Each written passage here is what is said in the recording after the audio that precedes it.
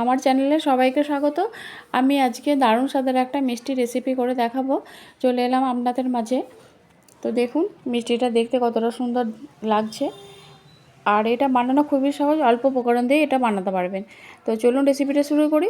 আমি এখানে প্রথমে চাল নিয়ে নিয়েছি, গোবিন্দভোগ চাল 100 গ্রাম। আমি এই গ্লাসটা মাপ করে নিয়েছি, এটা 100 গ্রাম হবে। তো চালটাকে আমি 2-3 বার ভালো করে ধুয়ে আমি এটাকে ছাঁকনি দিয়ে পানিটাকে ছেঁকে রেখে দিয়েছি। এরপর আমি এখানে একটা কড়াই গরম করে নিয়েছি, এতে আমি দিয়ে দিলাম 2 চামচ পানি। এরপর আমি এখানে দিয়ে দেব 500 গ্রাম দুধ। দুধটাকে আমি ভালো করে জাল করে নেব। তো দুধটা আমার ফুটে গেছে, আর এদিকে দেখুন চালটা আমি ধুয়ে এই ছাঁকনির মধ্যে ছেঁকে রেখে দিয়েছি। এরপর দুধটা ফুটে গেছে, দুধের মধ্যে আমি চালগুলো দিয়ে দেব। তো চালগুলোকে দিয়ে এটা বারবার নাড়াচাড়া করতে হবে, না হলে নিচে লেগে যেতে পারে। তো এভাবে বারবার আমি চালটা দিয়ে নাড়াচাড়া করে নেব। তো গ্যাসের আঁচটাকে অবশ্যই মিডিয়ামে রাখবেন, না হলে দুধটা কমে যাবে আর চালটা সেদ্ধ হবে না সেরকমভাবে। তো এরপর আমি এখানে দিয়ে দেব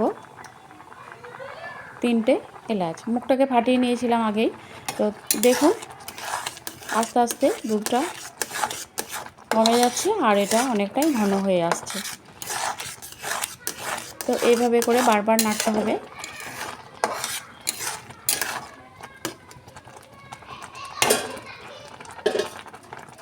তো দেখুন এটা অনেকটাই ঘন হয়ে গেছে। এরপর আমি এখানে দিয়ে দেব চিনি। আমি এই গ্লাসটা মাপ করে নিয়ে নিয়েছি 1 গ্লাস চিনি। তো এটা 100 গ্রাম হবে।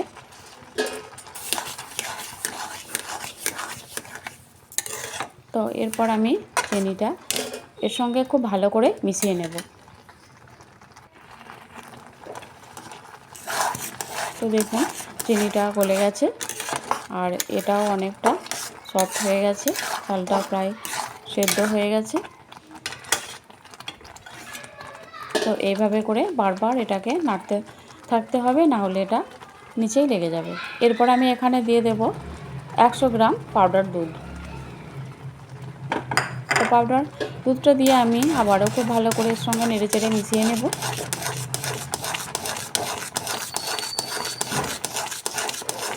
খুব ভালো করে এটাকে মেশাতে হবে, না হলে দলা পাকিয়ে যেতে পারে। তো দেখুন এটা আমি খুব ভালো করে মিশিয়ে নিয়েছি, আর এটা অনেকটাই ঘন হয়ে গেছে।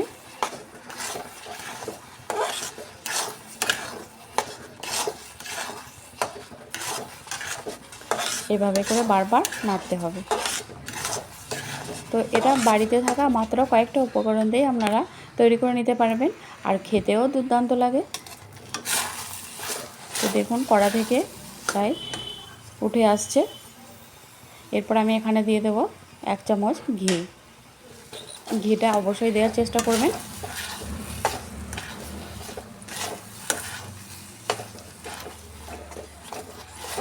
তো দেখুন এটা আমার প্রায় হয়েই এসেছে। তো কড়া থেকে এটা ছেড়ে আসছে। তো দেখুন এটা আমার হয়ে গেছে। আমি গ্যাসটা অফ করে দিলাম।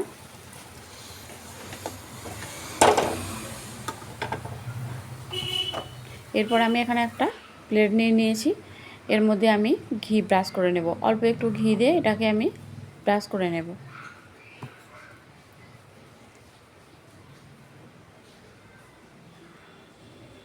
এভাবে করে ব্রাশ করে নেব। এরপর আমি এটাকে কড়া থেকে উঠিয়ে নেব। উঠিয়ে প্লেটের মধ্যে দিয়ে দিলাম।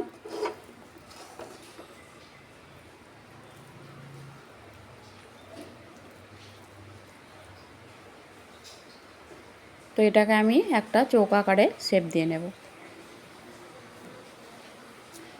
এভাবে করে একটা চৌকাকারে শেপ দিয়ে নেব।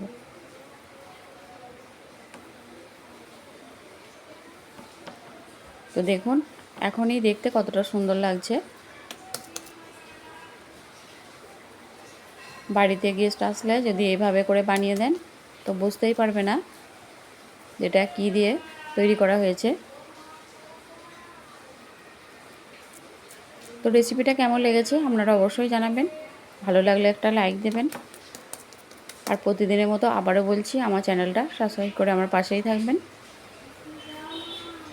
তো এটা আমি চৌকো শেপ দিয়ে নিয়েছি, এটাকে আমি নর্মাল ফ্রিজে রেখে দেবো 2 ঘন্টার জন্য।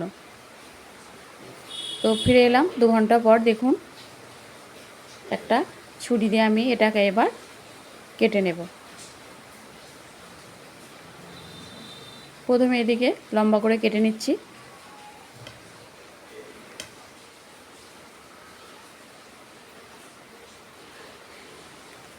এটা বানানো একেবারেই সোজা, যে কেউ এটা বানাতে পারবে মাত্র কয়েকটা উপকরণ দিয়ে।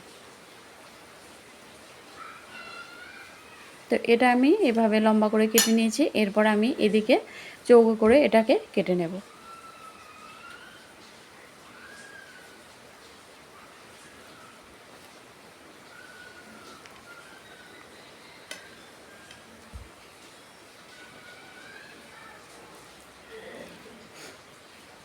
আমি এভাবে করেই কাটছি, আপনারা যে কোনো আকারে এটা শেপ দিয়ে কেটে নিতে পারেন।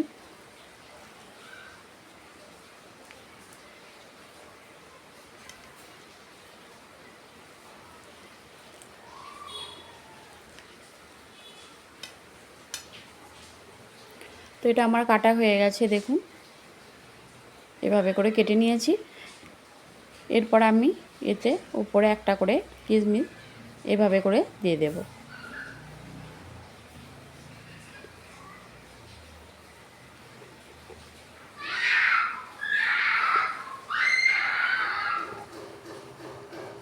এভাবে করে একটা একটা করে কিশমিশ উপরে সবগুলোতেই দিয়ে দেব।